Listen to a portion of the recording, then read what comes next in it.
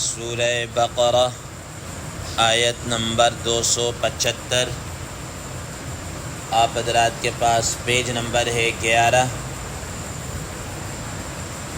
اعوذ باللہ من الشیطان الرجیم، بسم اللہ الرحمن الرحیم۔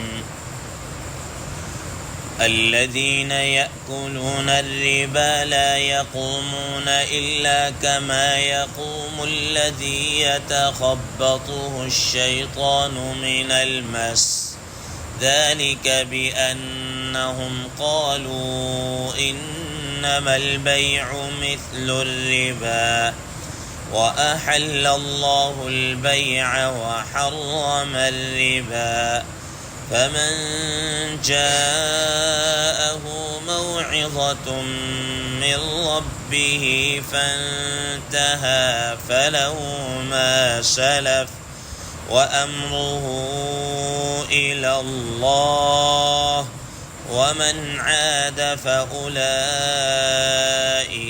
أصحاب النار هم فيها خالدون۔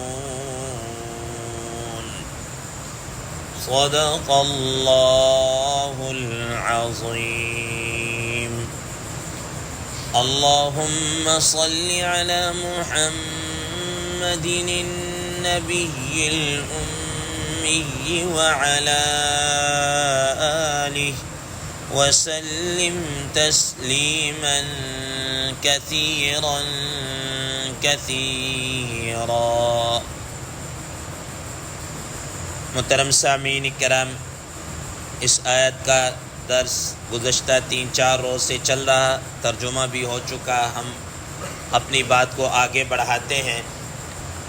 محترم سامعین کرام، گزشتہ بات کا خلاصہ یہ ہے کہ اللہ تبارک و تعالی نے جو سود خور ہیں ان کی اخروی سزا کو بیان کرتے ہوئے فرمایا کہ ایسے اٹھیں گے جیسا کہ کوئی انسان کو جن یا شیطان چمٹ جاتا ہے اور وہ فضول قسم کی حرکتیں کر رہا ہوتا ہے، ایسا مدہوش قسم ہو کر آخرت میں اس کو اٹھایا جائے گا، اور اس کی سزا یہ اس وجہ سے ہے کہ انہوں نے یہ بات کہی کہ قالوا انما البیع مثل الربا، کہ یہ جو بیع ہے یہ بھی تو سود کی طرح ہی ہے، بیع بھی تو سود کی طرح ہی ہے۔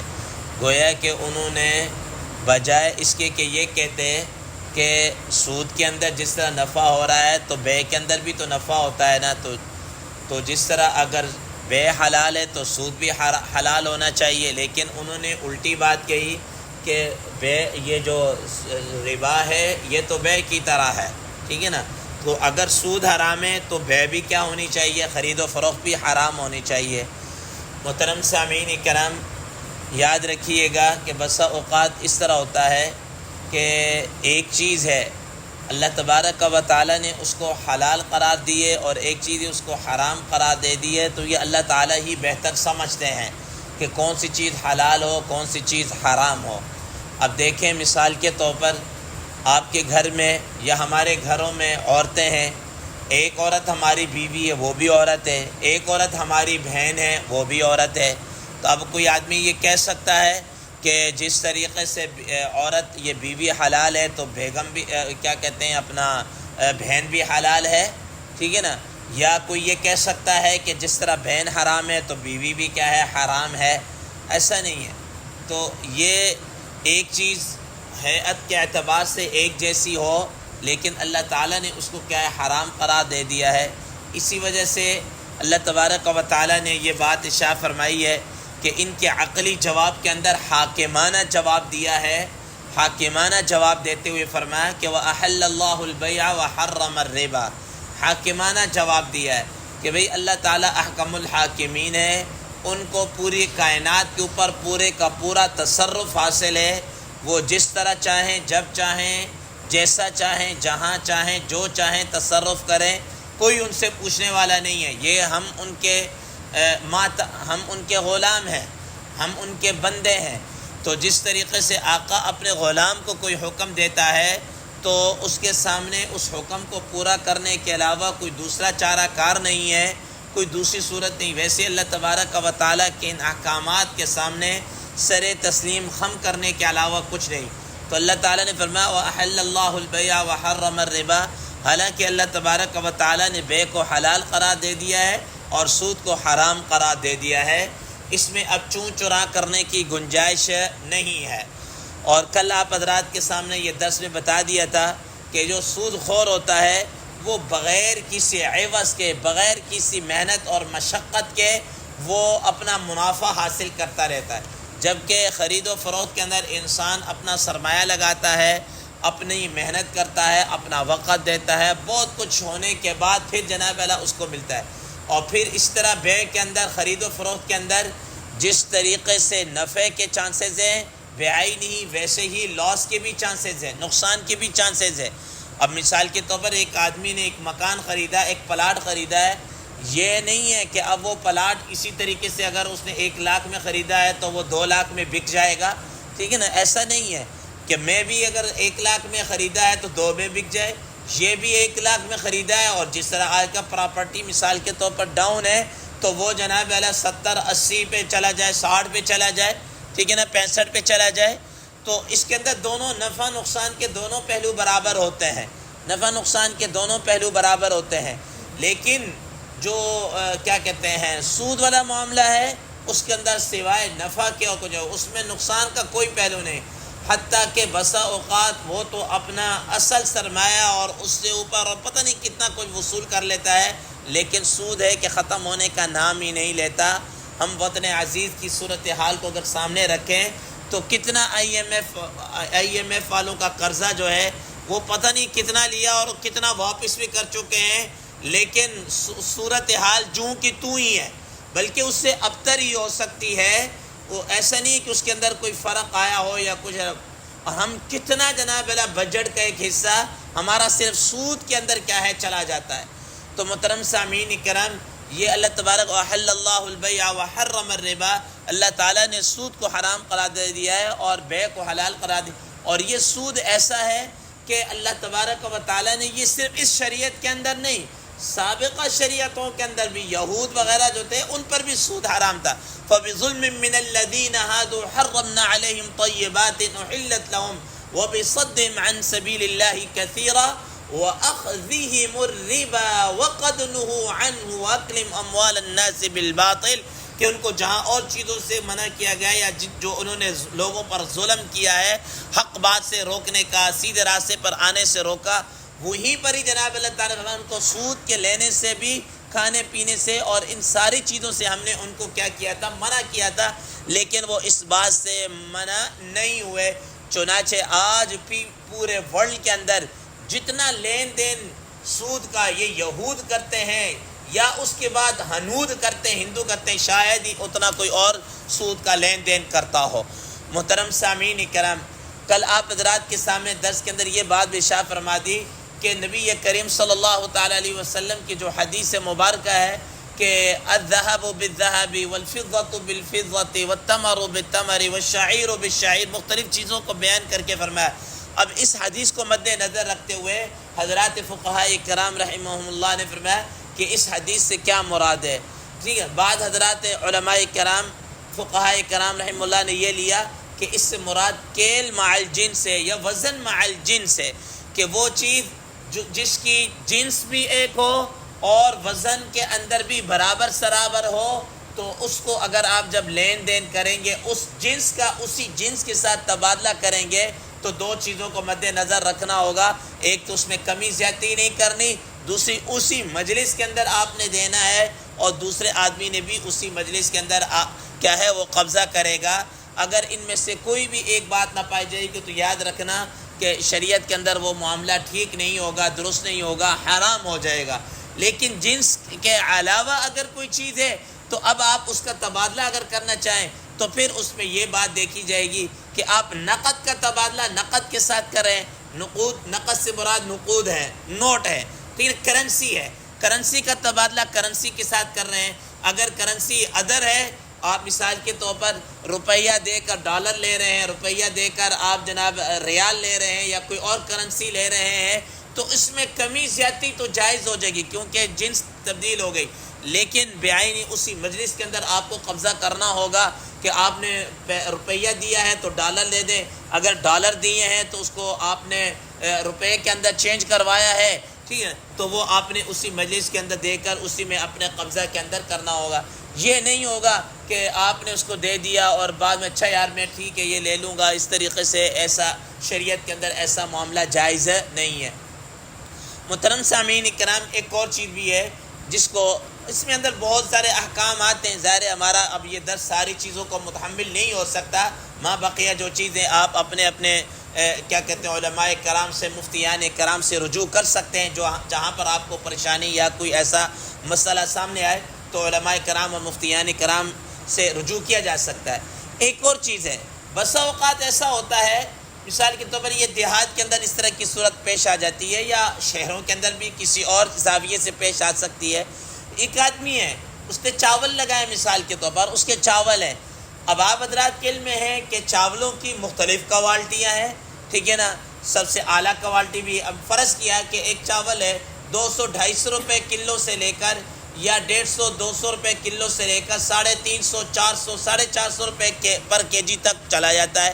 اب ظاہر ہے وہ جو چاول ہے مثال کے طور پر سپر کرنل ہے، فرض کیا وہ 400 روپے کلو ہے، اب اس کے مقابلے میں جو سیلا ہے اس کا وہ ریٹ نہیں ہے، اس کا وہ ذائقہ نہیں ہے۔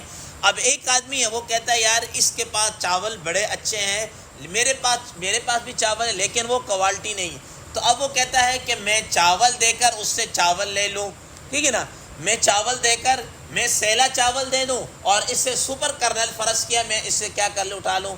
یا ایک آدمی کی گندم کی فصل بہت اچھی ہوئی ہے، دوسرے آدمی کی گندم کے دانے اس طرح نہیں ہیں، تھوڑے سے مرے ہوئے ہیں، ٹھیک ہے نا، وہ اس طرح وہ بارش کی وجہ سے وہ صورتحال اس کا دانہ موٹا نہیں ہوا یا کچھ بھی ہوا جس کو کسان حضرات کہتے ہیں کہ یہ گندم مر گئی ہے، ٹھیک ہے کہ نہیں۔ اب یہ بھی گندم ہے، یہ شریعت نے اس کے اعلیٰ کوالٹی اور کم کوالٹی کا اعتبار نہیں کیا، جن سے برابر سرابر آپ نے اس کو چینج کرنا ہوگا، برابر سرابر۔ اگر آپ نے 1 من سیلا چاول دیا ہے تو 1 ہی من سپر کرنل بھی آپ نے لینا ہوگا، لیکن اب کسان اس پر تیار نہیں ہوتا کہ بھئی میرا جو 1 من ہے وہ فرض کیا وہ تو جناب 30,000 روپے من ہے، اور تمہارا جو ہے وہ 18-20,000 روپے من ہے، مجھے تو 10,000 روپے کا لاس ہو رہا ہے۔ اب اس طرح کی کنڈیشن کو کیسے حل کیا جائے، شریعت نے اس کا بھی حل بتایا ہے۔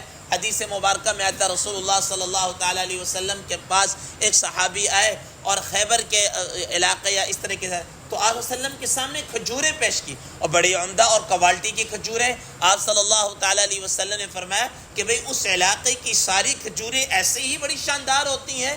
کہا کہ نہیں یا رسول اللہ صلی اللہ علیہ وسلم، ہم نے اس طرح نہیں، میں نے تو اس طرح کیا ہے کہ فرض کیا 2 کلو کھجور دے کر یا 2 سا کھجور دے کر 1 سا میں نے لے لی، 2 کلو 2.5 کلو 3 کلو کھجور دیے اور 1.5 کلو میں نے کیا ہے ردی کھجور دیے، اور یہ میں نے اعلیٰ قسم کے لے لی۔ تو رسول اللہ صلی اللہ تعالیٰ علیہ وسلم نے اس چیز سے منع کیا ہے۔ اب آپ صلی اللہ علیہ وسلم اس کا حل یہ بتایا کہ یہ جو تمہارے پاس اگر کوالٹی کے اندر جو کھجور ہے یہ لو کوالٹی ہے، تو اس کو تم کیا کرو کہ اس کو تم روپوں کے بدلے میں بیچ دو، درہم کے بدلے میں بیچ دو۔ فرض کیا کہ وہ آپ نے بیچے 5 درہم کی بک گئی، ٹھیک ہے نا، 500 روپے کی بک گئی، تو پھر 500 روپے کی آپ جو ہے وہ اچھی کھجور اعلیٰ کھجور لے کر وہ لے کر آ جائیں۔ اس طرح کیا ہے کر لیں۔ اگر آپ نے سیلا چاول دینا ہے تو آپ اس طرح کر لیں کہ بھئی یہ سیلا چاول ہے، 1 من میں آپ کو دے رہا ہوں، تو اس کی جو مارکیٹ قیمت ہے وہ لگا لیں۔ اب فرض کیا اس کے مارکیٹ کے اندر 20,000 روپے بن گئے، تو اب 20,000 روپے کے وہ کہے کہ اس کی 20,000 روپے قیمت ہوگی، اب مجھے 20,000 روپے کے آپ سپر کرنل دے دیں، وہ چاہے 15 کلو آ جائیں، 20 کلو آ جائیں، 25 کلو آ جائیں، من نہیں آتے، ٹھیک ہے، ٹھیک۔ تو اس طریقے سے معاملہ کرنا پھر کیا ہو جائے گا، درست ہو جائے گا۔ شریعت نے اس کا بھی کیا ہے سولوشن اور حل بتایا۔ بہرحال اور بہت سارے مسائل ہیں، ہم آگے چلتے ہیں، جو وقت میں آپ حضرات کو بتا دیا، علماء کرام مفتیان کرام سے رجوع کیا جا سکتا ہے۔ آگے فرمایا فمن جاءہ موعظۃ من ربہ فانتہی فلہ ما سلف، فرمایا کہ جس کے پاس نصیحت آ چکی اور وہ اس سود کے لین دین سے باز آ گیا، فلہ ما سلف، تو جو اس نزول قرآن سے پہلے جو لین دین ہو چکا، ما سلف، جو اسی کے لیے فلہ ما سلف۔ حدیث مبارکہ میں آتا کہ حضرات مفسرین کرام رحمہ اللہ فرمایا کہ قرآن مجید کا حکم اس وقت نازل ہوا، اس سے پہلے جو سود کا لین دین تھا وہ اگر کسی نے لیا ہوا ہے، رکھ لیا اپنے پاس، اب اس کو واپس لوٹانے کی ضرورت نہیں ہے۔ لیکن اب اگر کوئی آدمی مثال کے طور پر یہ کہے کہ اچھا یہ سود حرام ہے، واپس کرنا ہے، تو اب جناب چلو جی اب تک تو جو ہو چکا وہ میرا ہے، آئندہ سے میں احتیاط کروں گا، نہیں، اب یہ اس کو کیا کرنا ہوگا؟ واپس کرنا ہوگا۔ اصل مالک کو کیا کرنا ہوگا؟ لوٹانا ہوگا۔ اب صورتحال یہ ہے مثال کے طور پر کہ بسا اوقات اصل مالک کا پتہ نہیں ہوتا، ایک آدمی نے بینک سے فرض لیا ہے، وہ سود لیا یا کچھ بھی کیا، اب ہمیں کیا پتہ بینک کے اندر کس کس کا کھاتا، کس کس نے دیا ہے، کس نے نہیں دیا، تو اس کے بارے میں کیا کریں؟ اس کے بارے میں حضرات مفسرین علماء کرام رحم اللہ نے فرمایا، قرآن و حدیث کو سامنے رکھتے اس کو چاہیے کہ وہ جو اوپر سود کا پیسہ آیا ہے وہ بلا نیت ثواب صدقہ کر دے، بلا نیت ثواب اس کو کیا کر دے؟ صدقہ کر دے، بس وہ اپنے استعمال کے اندر نہ لے کر آئے۔ اور دوسرے نمبر یہاں پر ایک اور بات ذہن نشین رکھیے گا کہ قرآن مجید میں شروع فرمایا الذین یأکلون الربا، جو سود کھاتے ہیں۔ اب ایک آدمی کہے کہ جناب میں سود تو نہیں کھاتا، میں تو نہیں پیسے کھاتا، میں اس سے لے کر کوئی کھانے پینے کی چیزیں لیتا، ہاں میں اس کا فرنیچر لے آتا ہوں، ہاں میں اس کے جوتے لے لیتا ہوں، میں جناب اللہ اس کے مکان کی تعمیر کرا لیتا ہوں، یہ کر لیتا ہوں، تو یاد رکھیے گا یأکلون الربا کے اندر صرف کھانا ہی شامل نہیں ہے، بلکہ اس سود کا لین دین چاہے وہ کسی بھی شکل کے اندر ہو، وہ سارے کا سارا اس کے اندر آ جائے گا۔ نبی کریم صلی اللہ تعالیٰ علیہ وسلم نے یہ جو سود ہے فَلَهُ مَا سَلَف، سب سے پہلے فتح مکہ کے موقع پر یا آپ صلی اللہ علیہ وسلم نے اپنے اس موقع پر سب سے پہلے یہ فرمایا کہ بھئی میں آج کے بعد سود حرام ہے، سود کا لین دین، اور میں اپنے خاندان کا سود کیا کر رہا ہوں؟ معاف کر رہا ہوں۔ سب سے پہلے اپنے چچا زاد حضرت عبداللہ ابن عباس، حضرت عباس رضی اللہ، چچا حضرت عباس رضی اللہ تعالیٰ عنہ کا جو سود تھا، کہا کہ یہ ختم، آپ نے لینا اوریجنل جو آپ کا رقم ہے، اصل جو سرمایہ وہ آپ واپس لے سکتے ہیں، بس باقی سود کیا ہو چکا ہے؟ ختم ہو چکا ہے۔ اس طریقے سے فرمایا کہ فَانْتَهَا فَلَهُ مَا سَلَفَ وَأَمْرُهُ إِلَى اللَّهِ۔ اب اگر اس کے بعد جناب اللہ وہ ہو گیا، اب اس کا معاملہ اللہ تعالیٰ کے حضور ہے کہ اب اسے توبہ طائب ہو گیا ہے، تو اب اس کا معاملہ اللہ کے سپرد ہے کہ یہ حقیقتاً توبہ طائب ہوا ہے یا اوپر سے توبہ طائب ہوا ہے، ہمیں اس کے متعلق بدگمانی کی ضرورت نہیں ہے، اللہ تبارک و تعالیٰ کے سپرد اس کا معاملہ ہے۔ وَمَنْ عَادَ فَأُولَٰئِكَ أَصْحَابُ النَّارِ هُمْ فِيهَا خَالِدُونَ۔ لیکن جو آدمی پھر اس سود کا لین دین کرتا ہے، اسی معاملے کے اندر آتا ہے، تو اللہ تعالیٰ نے فرمایا کہ یاد رکھنا کہ وہ جہنمی ہے اور وہ اس کے اندر ہمیشہ ہمیشہ رہے گا۔ حضرات مفسرین کرام رحمہ اللہ فرماتے ہیں ایک آدمی یہ ہے کہ سود کو سمجھتا نہیں حلال ہے، جی مسلمان ہوتے ہوئے سود کو حلال سمجھتا تو وہ دائرہ ایمان سے خارج ہے، وہ تو پکا اگر توبہ نہیں کرے گا پکی ٹھکی تو اس کے معافی تلافی نہیں، وہ جہنم کے اندر۔ لیکن اگر ایک آدمی مسلمان ہوتے سود کو حلال نہیں سمجھتا لیکن حرام سمجھتا ہے اور اپنی بشری کمزوریوں سے لین دین کر رہا ہے، تب بھی وہ کیا ہے؟ گناہ گار ہے، تب بھی وہ کیا ہے؟ گناہ گار ہے، ٹھیک ہے نا۔ ابتداً وہ ہو سکتا ہے جہنم کی سزا بھگت کے اللہ تعالیٰ اس کو معاف کر دے، تو اللہ تعالیٰ کے لیے کوئی مشکل نہیں ہے۔ اللہ تبارک و تعالیٰ سے دعا ہے اللہ تبارک و تعالیٰ ہمیں اس پر عمل کرنے کی توفیق عطا فرمائے۔ وآخر دعوانا ان الحمد للہ رب العالمین۔